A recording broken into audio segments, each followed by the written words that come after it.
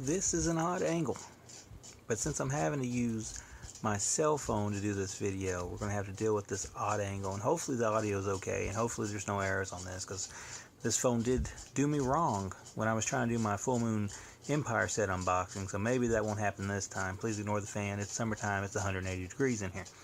Nonetheless, I'm going to show you a video here right now that I'm recording at this moment of some stuff I've been getting recently, pickups, screeners, that type of stuff, just because we need some content on this site that doesn't involve action figures, although I do have to start out this video with some action figure pickups before I get to the movie, so just pardon me. Skip 50 seconds in if you must, but I did pick up 2 action figures at the local Nostalgia Mall, which is called Blast of the Past, something like that.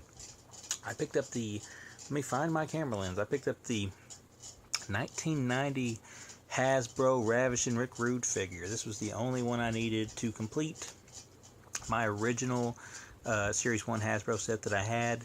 I had this when I was a kid, but the arm had broke and then he had ended up missing. So this one here's pretty good condition. I paid $7 for him, but you know, sometimes you gotta make sacrifices for a greater good. Speaking of which, I bought a LJN Bruce the Barber Beefcake. Big rubber feller here from the Series 2 of the LJNs. I always wanted this one as a kid. Never did have it. Saw they had it for $10. Took it and said, okay, I'll buy it. So there's my 2 non-movie related things in this video. You'll probably see some more of these because I do plan on trying to get the whole set of Hasbros eventually and the whole set of LJNs because I'm a big old loser. Okay, now, so moving on with the actual movies, let's start with the screeners, shall we? I have the Paul, is it Nash? How do you pronounce this feller's name? The Paul Nashi collection, I believe. This is from Scream Factory. This came out, I believe, last Tuesday. It has Horror Rises from the Tomb, Vengeance of the Zombies, Blue Eyes of the Broken Doll, Human Beast, and Night of the Werewolf. All that's on there. I can't get much closer because I'm going to prop this up. But maybe you can get in and see the extras on this, because it seems to be pretty well loaded with extras for everything. I've not watched it yet. I got partly into Horror Rises from the Tomb. I did dig it, although I did see his other film that Mondo put out here recently. Was it Inquisition? The Inquisition, however you want to pronounce it. That was pretty weird, so I imagine all of these are going to be along that same line, so I look forward to that. Got a DVD of American Fable. This come in today. Haven't even took it out of the wrapper. Don't know what to expect from it. It looks like some sort of a weird fantasy horror type thing, so maybe it won't be disappointed. But Scream Factory didn't put it out, so that's a little bit odd, because usually they're all over that stuff. We got more Full Moon stuff here. I'll just gather this stuff down here. We've got Creeazoids on Blu-ray, which is a pretty solid film. Has Linnea Quigley in it. Basically, it's a rip-off of Alien, but you know what? It's a rip-off of Alien that I kind of dig. The Blu-ray looks a little soft in spots because most of it's, you know, dark, but it's a fun film. I give it like a 3 out of 5. I really enjoy it. It also looks 10 times better than the old DVD I had. This one here, I haven't watched it yet. Evil Bong 666. Not my type of style, really. I'm not one that smokes the pot, so I don't really know, you know, how to judge these type of films. Most of the time I don't really care that much for them. Maybe this one will change my mind, I don't know. But that speaking of stuff that's really not my style, we have Voodoo Passion from Jess Franco. This is the Full Moon stuff they've been putting out of his. If you have them all, like 10 of them, you can put them all together and make a picture on the side. I've got most of them, but I don't think I've got all of them. I may have like 8 out of the 10 or something like that. If all 10 has been released, that is. And finally, well, not finally, there's one more after this, but I did watch this one, Retro Puppet Master. Looks really good, from 1999, kind of a prequel to the original Puppet Master, which, like every Puppet Master they put out these days, is like a prequel to the original Puppet Master, but this one kind of tells the origin of where it all started, and where they kind of got some early designs for the other puppets. It's kind of a booked in with Toman, or Tolan, or whatever his name is, telling the Puppet Masters the story of kind of how they came to be, so it's an okay movie. I don't really care that much for it, I have to admit, but it looks good on Blu-ray, and, you know, it's Full Moon, and it's pretty solid for 1999 Full Moon stuff, so that come out recently on Blu-ray, or is come out on Blu-ray. And then They threw in the Lurk in Fear, which this is like their free DVD of the month here. So if you got anything from Full Moon, I think they threw this in free. Lurking Fear. So I thought it was slow. So maybe it should have been called The Brooding Fear or some sort, because I always found this movie to be a little bit too slow for my taste. But it's still cool that they threw it in there. I have it on Blu-ray, but when you're a hoarder, you got to have all the copies of everything you can get your hands on. From Mill Creek, we've got Archie's Weird Mysteries. Never in my life have I seen this, but I assume it's something kind of like Scooby-Doo, I would imagine. I do like Archie Comics, or I did when I was a kid, so that might be alright. Not sure exactly how many discs this is. It feels like a few. It has a code to their online digital service they've got, which is like Mill Creek On Demand, or whatever they call it. And it's 4-disc, full screen. I figured it, but, you know, maybe that's pretty cool. I gotta get around to watching that. Got a package from Troma, which is always a good thing. We have the electric... I can't, here's the problem here. I think it's the electric apricot, something of another. I don't know what that font is. So all you fine folks out there, okay, electric apricot. I'm from Tennessee, don't hold it against me. But it comes, some kind of rock and roll documentary thing. It says something like it's just as good as Spinal Tap, or better than Spinal Tap. And better than Cannibal the Musical. So, I don't know. I'll give it a watch eventually, though, because I have to get around to reviewing that pretty quick. And another comedy from them, it is The Last Day of School. I think it's a 2016 comedy. So, probably pretty raunchy if Troma picked it up. I do look forward to watching it. I look forward to watching all of these. Whether or not I get around to watching all of them is another story. But I do look forward to eventually, maybe before I die, watching some of these. Moving on to something I did watch.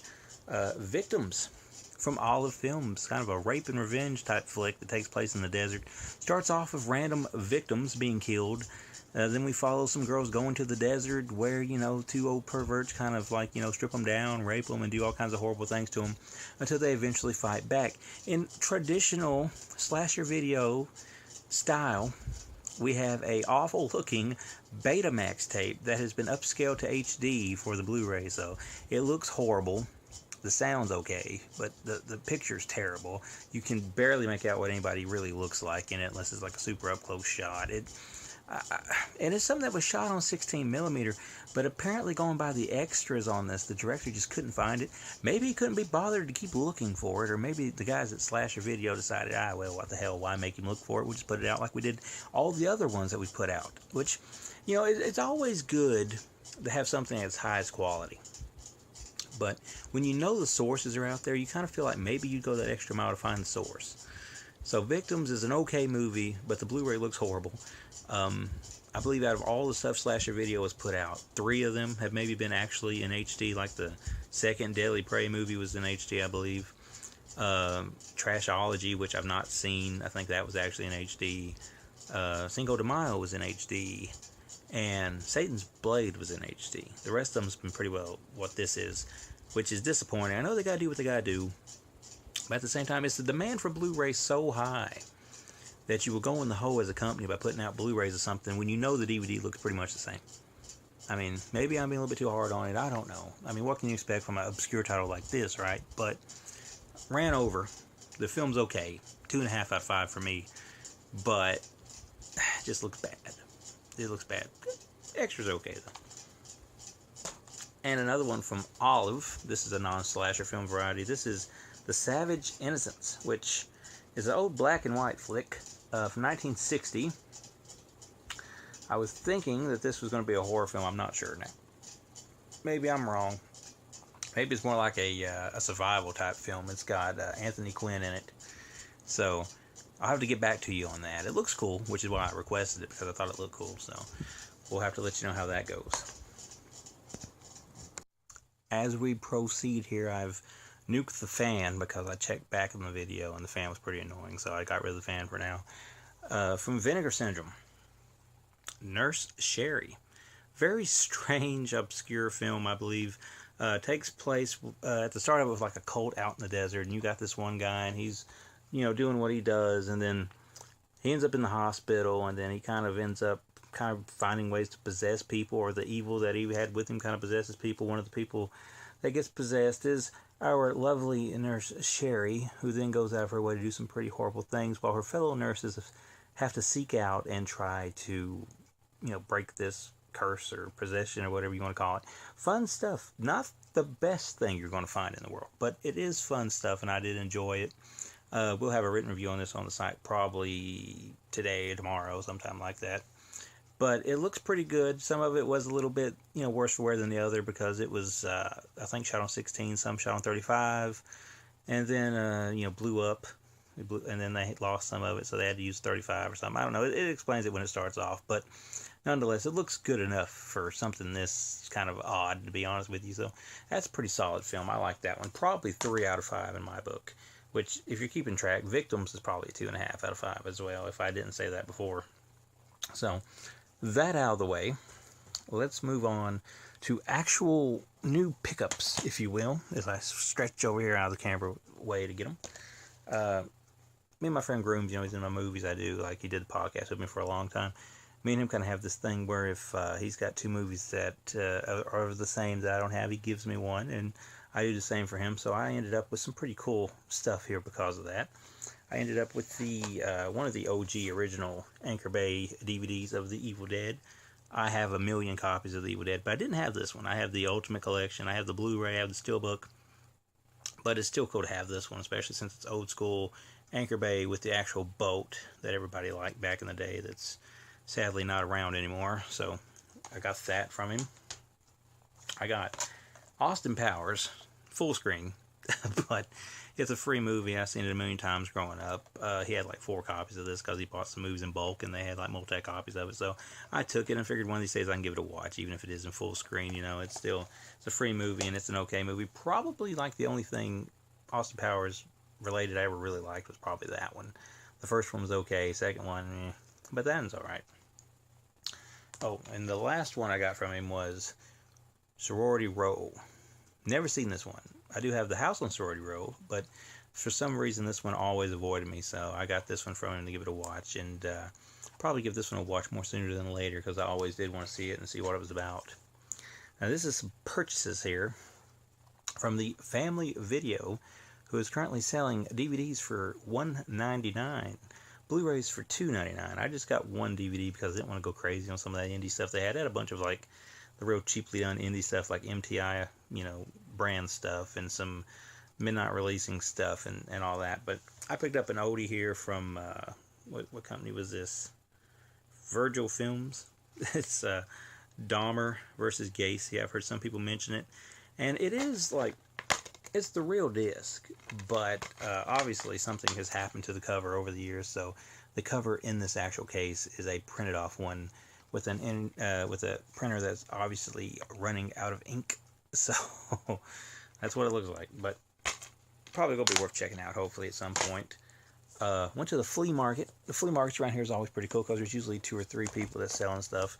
I picked up 2 DVDs and a Blu-ray. I picked up the only Blu-ray I picked up for $2 was Super 8, which I seen when it came out. I seen it on video on demand when it came out. Never got around to getting it, but for $2, it's a DVD Blu-ray combo pack, and it's a movie that's pretty cool. I got that one. And then these next ones, this was $2. This was the trilogy of Starship Troopers, which I love the first one. Didn't own it. Don't have the second or third one. Never even seen those. So I figure for $2, 3 movies is a pretty good deal. And plus, since it is the fine folks at Sony, they're usually cool enough to put the individual disc for each movie in there. So that was a bargain. So then I was like, I might as well just make it even $5. So I walked over there and looked at some of the dollar stuff, which I had the most of it. And I ended up picking up King Kong vs. Godzilla on Universal DVD. Would have loved to have the Blu-ray, but, sometimes you just got to take what you can get. And $1 isn't a bad deal, even though the Blu-ray is like $5 right now, I think. But eventually I'll get the Blu-ray of it. I don't really care too much for Godzilla films. I have a whole bunch of them, but Godzilla really isn't my thing. Kong, a little more lenient towards him, but I've never seen this, so this is something I've been wanting to watch. Got that.